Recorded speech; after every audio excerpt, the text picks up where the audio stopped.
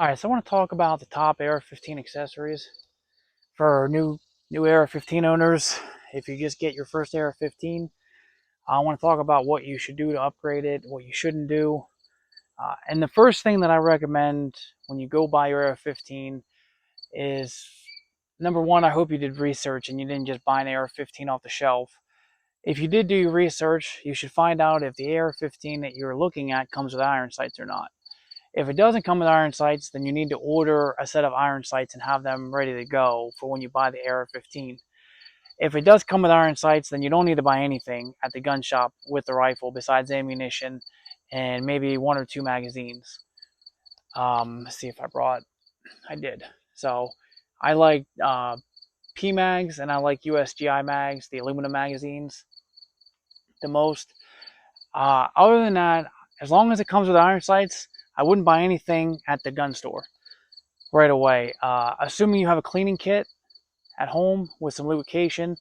If you have a cleaning kit for, like, say, your hunting rifles, it's probably not going to work for this bore. This bore is too small. It's actually a 22 caliber barrel. It's 223 556, which is a 22 caliber. So you need to buy a cleaning kit that's specifically designed for 22 caliber. They actually make really cool AR-15 cleaning kits. I'll throw them in the video here. I'll just put a screenshot in, or you can just get a bore brush, whatever you want. But 30 caliber cleaning rod's not going to fit down this board, just so you know. But so first thing I would do is go home, lubricate it, tear it apart, learn how to do all that, and take it out to the range and shoot it and see what you like. More than likely, your rifle is going to come with a free float tube, so it's going to look different than this. It's going to come with a standard stock. It's going to come with a standard A2 pistol grip, and it's going to come with a standard charging handle. As you can see on this rifle, it's all the things that I've upgraded. But yours is more likely going to come with a free float tube. I know most people, they want the free float tubes. So your free float tube will probably come with M-LOK on it, so you can just add accessories into the M-LOK. This is a old-fashioned quad rail that has the Picatinny rail on all the sides. So like I said, so go out and shoot it and see what you like, because you don't want to just order a bunch of stuff right away. So go out and shoot it, make sure it cycles good, make sure it's reliable, and then you can start upgrading things. So the first thing, as far as accessories go, that you might want to get, you should get, is a sling. You're going to need a sling. This is a Vickers Blue Force gear sling. And basically, you want a sling for if you're out at the range or whatever, or you're just taking it to your car, you want to be able to throw it over yourself. I have both hands free. The problem with the like a standard black silent sling that you would just throw over your back, sometimes they tend to fall off. So if you have both hands free, I know when I'm walking, sometimes I have both hands carrying something. If I just have like an older rifle that's slung over my back, it'll tend to fall off sometimes. So a good 2-point sling is a necessity. You may or may not have an attachment point up front here, like my rifle. Take it off. Like my rifle does. If it doesn't come with a front attachment, you're gonna have to buy one and probably just put it into the M-LOK rail system. And your stock will have some kind of attachment point. Even if it's a standard GI stock, it'll have an attachment point. If you have a Magpul sling, you can just run it through like I did there. Or you can get some stuff to put on the back here, but I don't really recommend you do that. Some stocks will come with QD swivels, and you can just throw the QD mount, a QD mount, if you get a QD sling in there. This one does. Oh, actually, it does. I'm sorry. There is a QD mount back there. But I just like the standard old-fashioned way to mount the slings. The QD mounts are fine, but they do make some noise, so it is what it is. But so get yourself a sling. I'm assuming you got rifle or you got ammunition. You've been shooting the gun. Magazines are your second biggest thing. So sling, ammunition, magazines. Magazines, I really want to touch on magazines. So when I first started getting into AR-15s, you could get magazines. They're not as cheap as they are now, but Sandy Hook happened like a year or two after I got into guns, and magazines were going for like $100 a piece on certain websites, at least $50 a piece on most websites. So right now, I have never seen them go up that high since then. However, if they ever enact some kind of legislation to ban 30 round magazines, they will go up that high. So get yourself magazines. I prefer P mags, USGI mags, but Lancer makes good mags. Everybody makes mags. Just do research and figure out what magazine you like better, and stock up on those. You can get the PSA aluminum mags. They're made by D&H or Durmag. I'm not sure. One of the two. Great magazines. They're usually like $8.99. PMags, I usually just use Gen 3 PMags. They're like 20 bucks. They're a little more on the expensive side, but you can get Gen 2 PMags. I recommend at least 10 magazines, and then I recommend another 10 magazines on top of that to replace those if they ever fail. I'm not going to tell you how many magazines I have because it's a whole bin full. It's a lot. And then I also have extra magazine springs and followers to replace the loaded magazine springs if they ever would take a set and fail, although I don't think they will. But if they ever do, I have springs to replace them. So get yourself magazines. Definitely one of the top things you need to do when you buy a new rifle. Magazines, ammunition, and go out and shoot. And then you're probably going to want to upgrade your stock. Most people do. I do. Everyone usually runs the Magpul stocks, but B5 makes good stocks. BCM makes good stocks. And then there's a whole plethora of other stock systems. Basically, all you really need to know about your stock is if your rifle has a mil spec or a commercial buffer tube. I think that used to be more of a thing back when I first got into guns back in like 2010. I think most AR-15s come with a mil spec tube, buffer tube. That's this piece here that the stock slides on, this part here. But still, you need to research and just make sure. You don't want to buy commercial spec stock and then try to put it on a mil spec buffer tube. I know one of those will work, but it'll be super loose. So the problem with the mil spec stocks that come on the rifles is they're really loose and jiggly, and like this one is. But then this has the friction lock in it, the Magpul friction lock, and it really tightens it up. So I know a lot of people like to upgrade that. So do I. Second thing that I would probably recommend you upgrade is your pistol grip here. This is called your pistol grip. And a lot of people don't like the A2 grips. I don't mind them as much, but I definitely like these Magpul grips. They're much fatter, more beefier on your hand. I don't personally mind the little nubby that's in the A2 grips, but I know a lot of people do.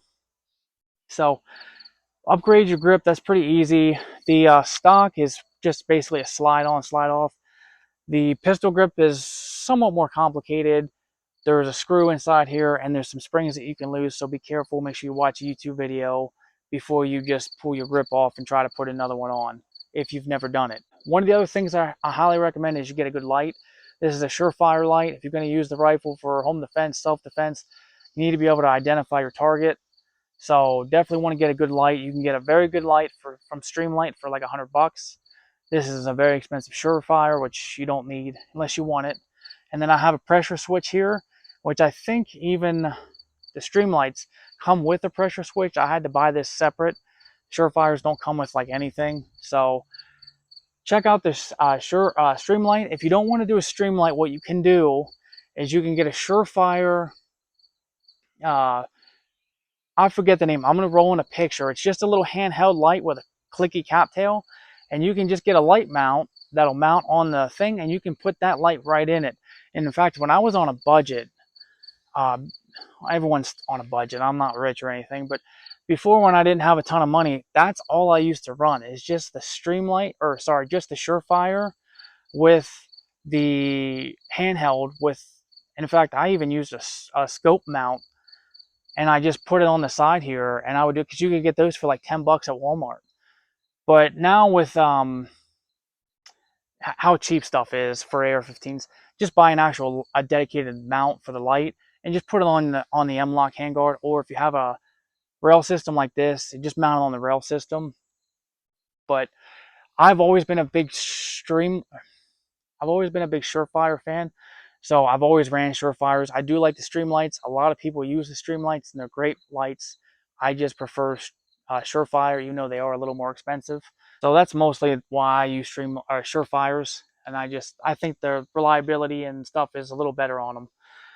Uh, One of the other things that I recommend you upgrade is your charging handle. Now, I have a whole video, a short, on why you don't need to upgrade your charging handle. And if you haven't seen that video, go check it out because there's some very good information in there. However, I do recommend you upgrade your charging handle. It doesn't have to be right away. Like I said, use the stock rifle for 6 months and learn how to use it stock. But it is much easier to manipulate the rifle with an extended charging or the extended latch here than it is trying to take both your fingers and go over it like so and pull the bolt handle back. If you have an extended charging handle, you can come one-handed and you can manipulate the rifle. Also, these aftermarket charging handles, they have the ways to redirect some of the gas so it's not coming straight back into your face. So that's also positive, especially if you mount a suppressor. I don't know anybody that mounts suppressors, but apparently that's a huge thing on the internet. You can get a very nice charging handle from BCM for like 60 bucks. You can also get a Radian Raptor for like 70 bucks. That's actually a little better than a BCM. This one here is a PRI gas buster charging handle. It's actually the very most expensive charging handle I've ever owned.